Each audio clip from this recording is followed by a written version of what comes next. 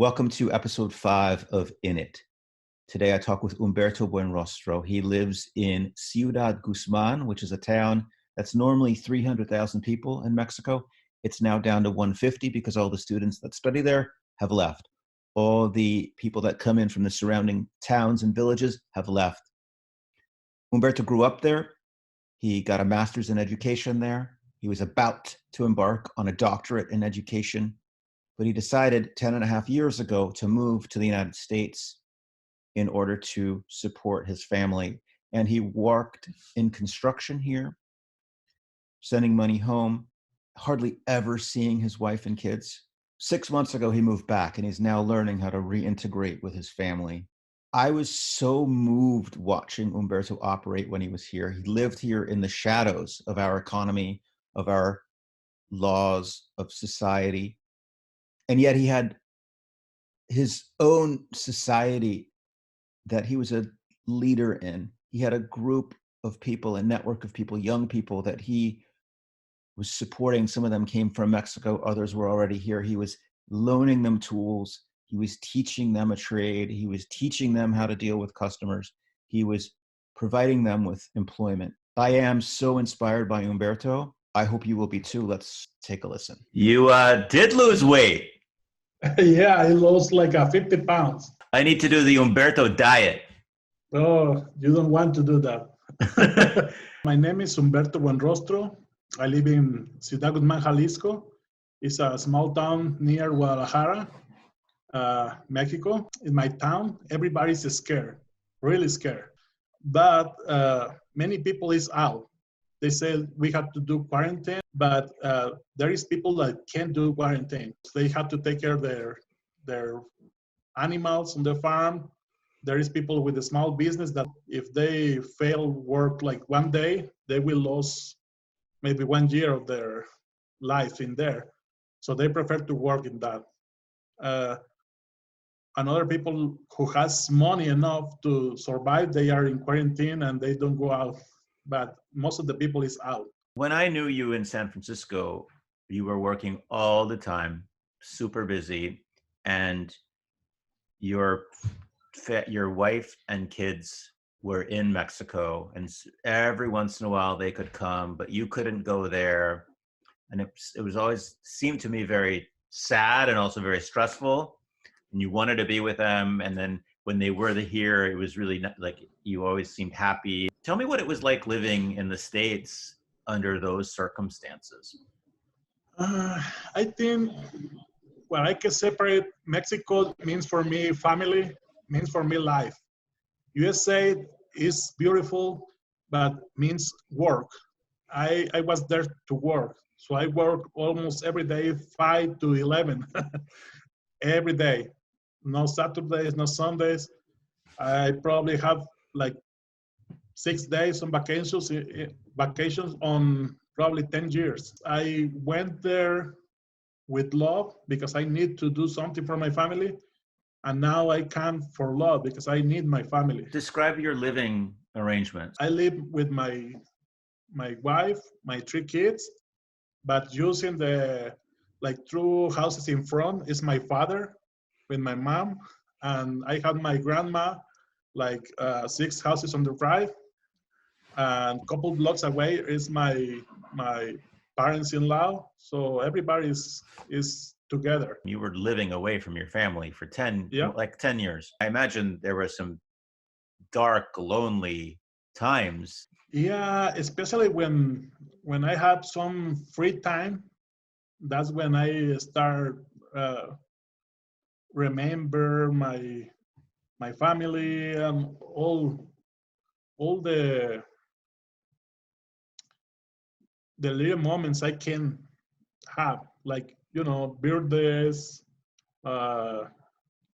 some of the school graduations, all this stuff. And I pondered what I have and what I not have. Sometimes I cry, honestly. Yeah, I saw what I have, I saw what I done, and cry. Yeah. Luckily, always I was busy most of the time. Right. And And now you're there with them. Now it's amazing, I would imagine, but also it's like you have to get used to each other again, and it's like a whole new dynamic. Oh yeah, that's like well, that's it's hard. It's happy, but it's hard because I'm uh, external person to their life now. I have to go slow. I have to know them, to see how can I interact with them, trying to introduce myself slowly in each of their life. Yeah. How old are your kids? It's 17, 15, and 12. And is it a little bit easier with the 12-year-old than the 17-year-old because it's been less of their life? I think it's more for the character of them. It's not for the age. The worst I have is my little girl. That's the tough lady. She has the same character as me. So we just fight each other, but with love. So that's really nice. Yeah. Yeah. Yeah. What are some of the things you've learned about reintroducing yourself to their lives? Like some tricks that you've learned that make it go a little bit easier? I had to use the same as I use with my clients in USA. I had to know them, try to feel what they want, what they need, and then I had to respect them. And in this case, I had to make them respect me. So I have to understand what they need, where they, how they are, where they go, and try to help them. That's the main thing. You know, the kids in this age, you can teach really that much. You have to try to help them what they want to do now. Maybe it's too early to know the answer to this, but do you think that your 10 years was a good decision? Yeah, it was. It was. I get, you know, to make you an idea, if you work here your entire life, you cannot do that many money. You can do probably what I do in 1 year there in their entire life. So I make like 10 life of other guys working. And it's sad because I see many people that works really, really hard, but they can't do anything. It's really hard to do something here if you are just a regular person. How did you come to the decision that you were going to go to the States? I was working in the university. I was a teacher. I just finished I just finished my master's degree, and I I remember I applied for my doctor's degree, but my friend who was with me, my classmate, he always asked me for money, lend me money. He wants like $100. It's not that much money, but I work many in that time. I work in the university, and also I do in high school. I do another job at the evening, and then I work in the weekends like a referee, basketball referee. So that's why I have a little bit more resources than these guys do.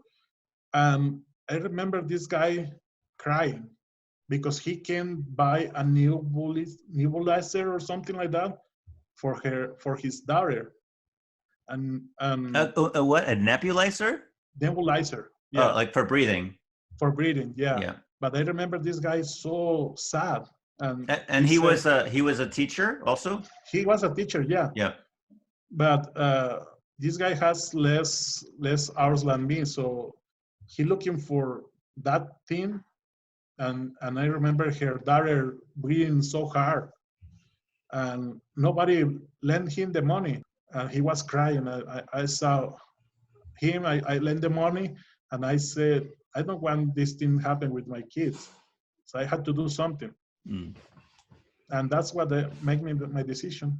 Once I was there, I sent money and I bring them with me. So I pulled them to USA also. They stayed there for about 2 years with me. How come they decided to go? How come you all decided they should go back? My mother-in-law, she always asks her to back. Will you kind of pissed off that you were going to get a graduate degree, you were going to work in the university, teach, and you were going to be a teacher, and then you came to the States? I had to start my life a couple times from zero. So I think I feel so strong that I can do the things. So I just forget about the past and start with the new. So I think that made me easy to make the change. Like when I come here, everybody told me, why do you go back if you make good money? But I had to forget about that and come here.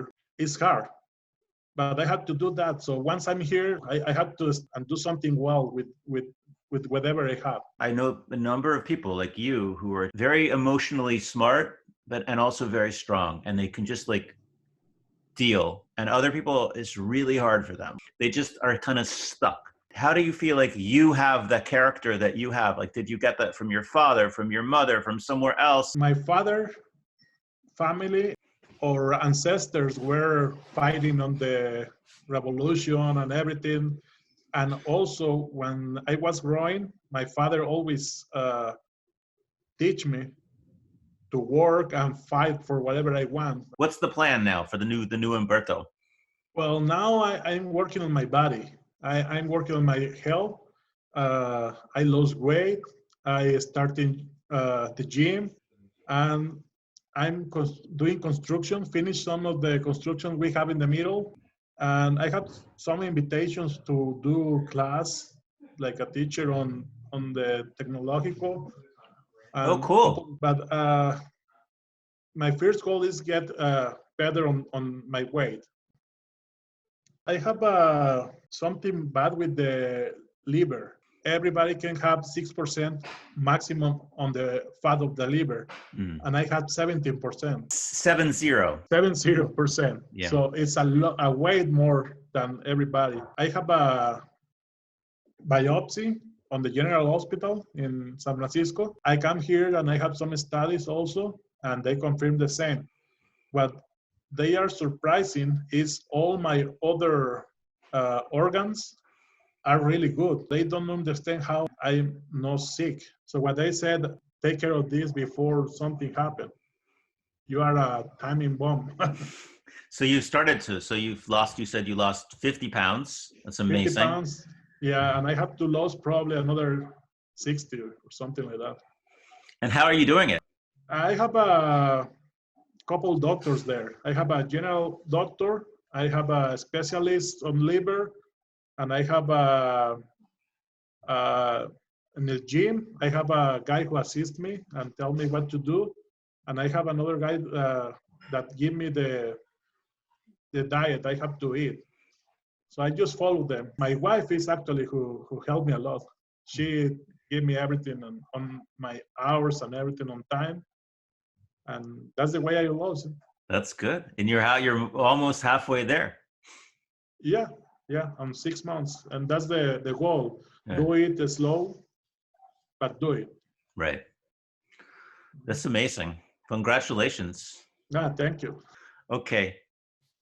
Muchísimas gracias. Gracias, Barack. Nos vemos.